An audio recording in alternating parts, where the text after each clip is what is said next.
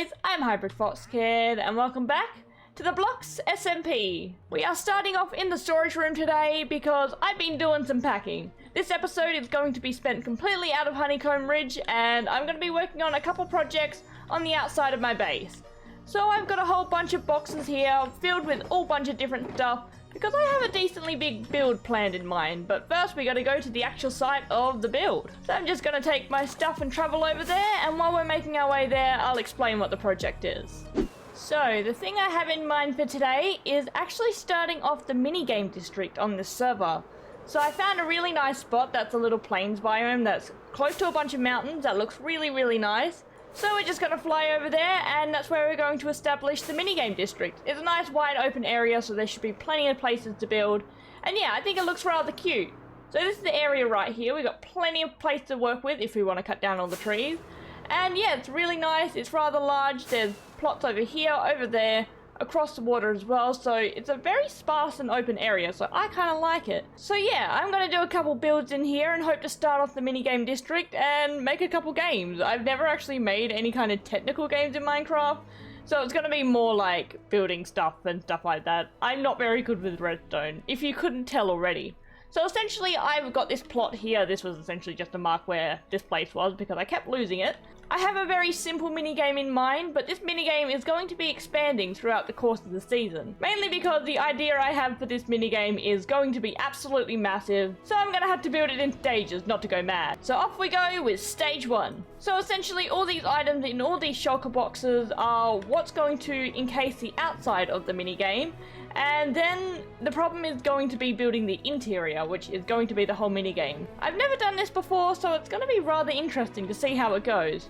There's always a chance for trying new opportunities. Okay, so instead of babbling for too long, I'm just going to throw us straight into the time lapse and go back into my comfort building style.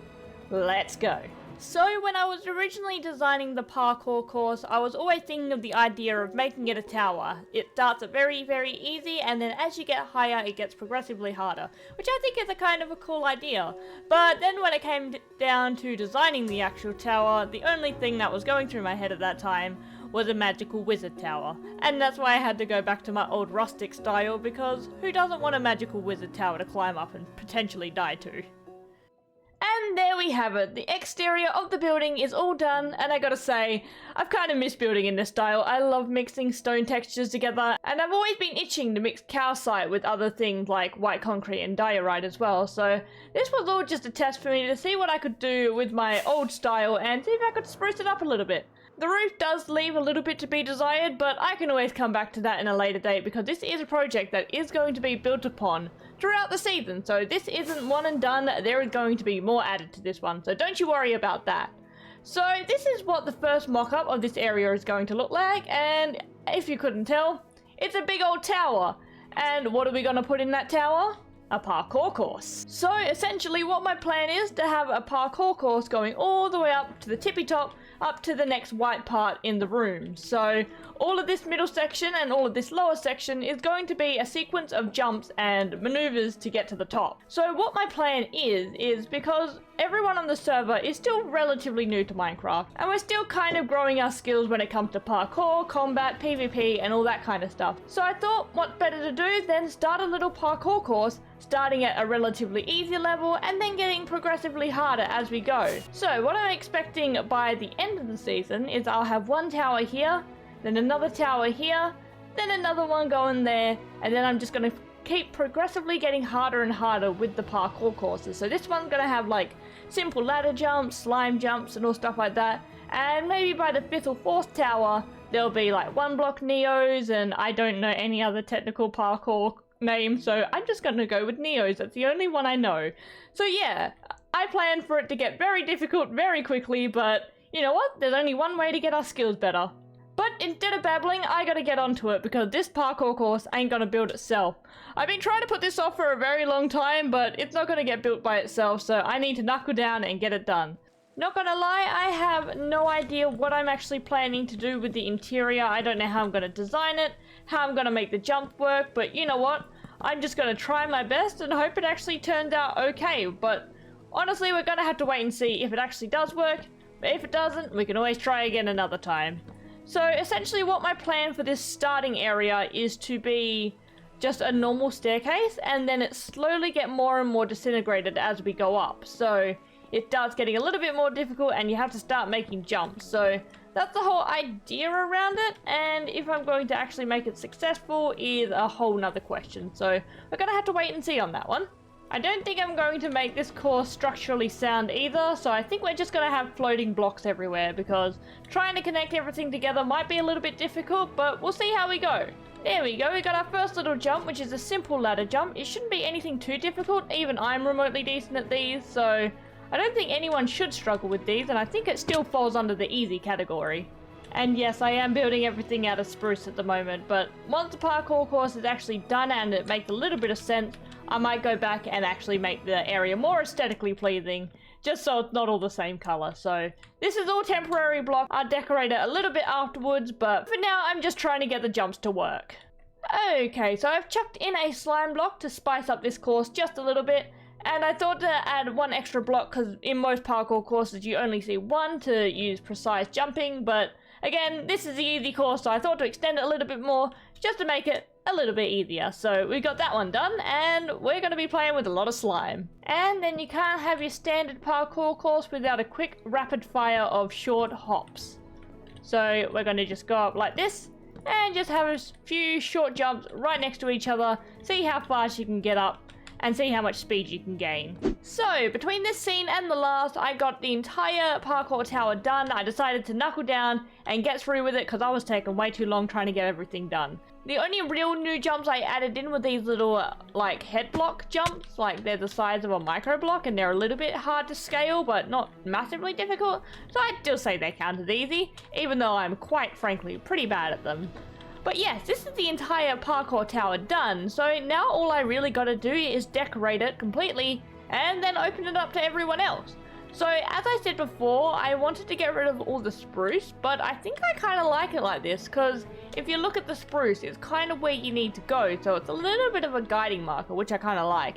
Minus like the occasional stone blocks or the oak vent, but that doesn't matter. I like the aesthetic nonetheless. So I think I'm going to do a little bit of decorating around here, and the first course of action is getting rid of all of this torch spam. And there is a certain 118 block that I've always wanted to use, but none of my bases ever accommodate that said block. So I'm going to quickly head back to my base and pick up the necessary materials, and then we'll see what I'm talking about. And yes, you know exactly what I was talking about. I was talking about candles. I really like candles in this game. They look really, really cool, and I don't know, I just like the aesthetics of them. So I'm going to be placing a lot of candles in the area and make them float, kind of like magic candles, because it is a wizard tower after all, so I can pretty much make anything float, and it makes total sense. So what I want to do is, I think I want to make a bunch of maybe blue and purple kind of dye. I actually don't know what any of the candles look like, so this is all new to me. So if I were to do this, make a purple one, and maybe a magenta. No, we'll see what blue and purple look like. So get the blue one, and then get the purple one. Did I not craft the blue one? I didn't craft the blue one. Okay, let's see what this one looks like. What do you look like? Do you look pretty? Oh, I like them. They look really pretty. What if I have blue and purple?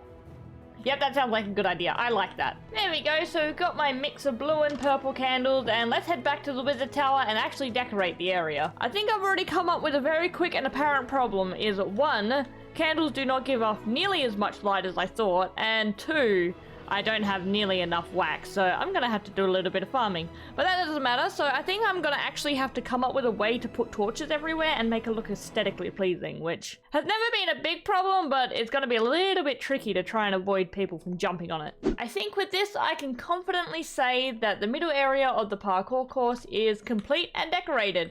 It turns out I did have enough candles, I just spaced them out a little bit more, but the candles were just not cutting it at that point. So yep, we've got normal old lanterns here, back to my old aesthetic, but it doesn't matter, we're already building in my old aesthetic, so I can't complain too much.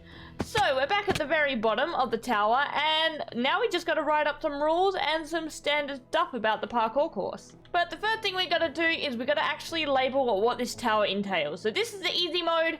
It's very simple. As I said before, I didn't plan for anything too difficult, nice and easy, just so we can get a learn on how parkour works in this game. First thing we'll pop down is a sign saying what the actual rules are.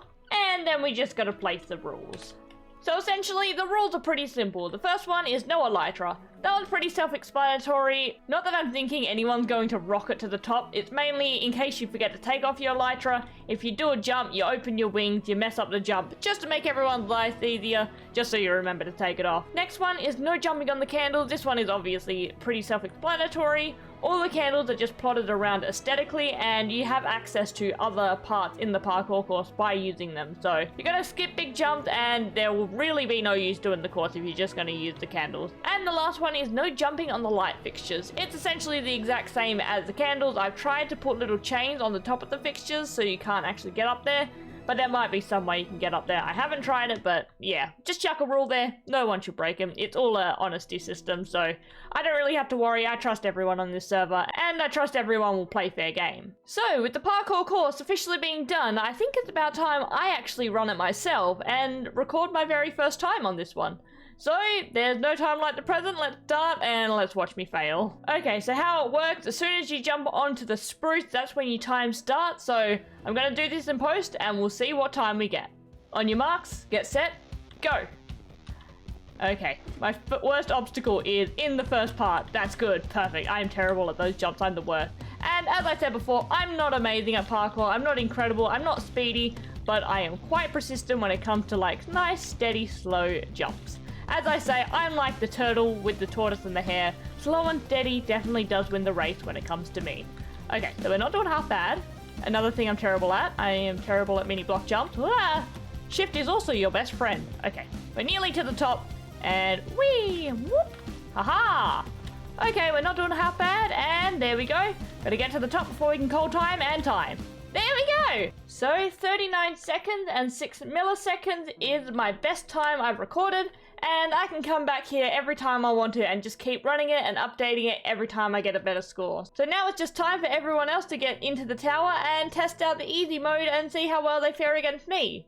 And I do have a little proposition. For anyone who can beat my time will get a couple stacks of their requested item delivered to them by me, just to add a little bit of extra competition. There we go, so we just have a little chest there, so if you beat hybrid time, request an item you want, I'm gonna have some paper and an anvil behind this area so they can actually write what they want and how many stacks. I would say the max of about maybe 3 or 4 per run.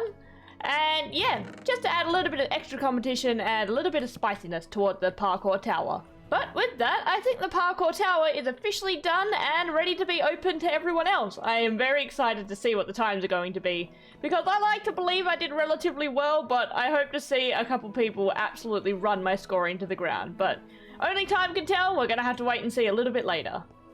So now I think it's a good time to get away from the parkour tower and go somewhere a little bit different for the rest of this episode.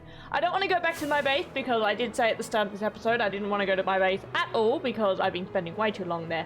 I think I'm going to head back to the shopping district or our central area and actually advertise for the parkour tower and add a little bit of decoration to the overall oasis. Okay, so the advertisement towards the minigame district isn't going to be anything too massive. I think I'm just going to have like a little advertisement here of like little staircases, and I might have like a person jumping up here like looking like they're doing parkour, because I may be advertising the minigame district, but I am also kind of advertising my game as well. So might as well plug it a little bit here too. Luckily for me, I have the use of the handy dandy armor stand books. I'm going to try and make it look like that, like my little character is jumping up the staircase. I don't think I'm going to do it justice, but I'm going to try my best. There we go. I think that's the best I can do for the body, so time to actually chuck on the clothing to make it look a little bit like my skin.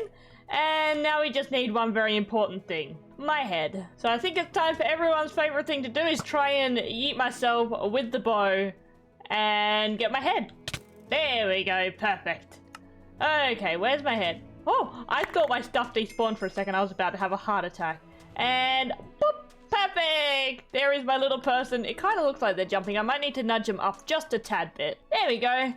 That looks better. I kind of really like that. Okay, so let's actually lock the armor stand in.